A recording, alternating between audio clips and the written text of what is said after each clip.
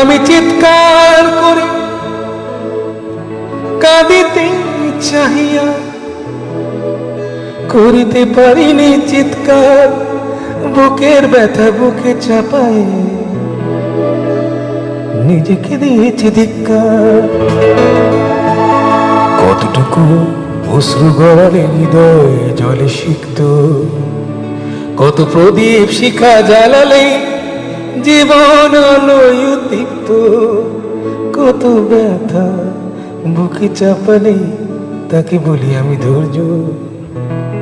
নির্মমতা কত দূর হলে জাতি হবে নির্লজ্জ।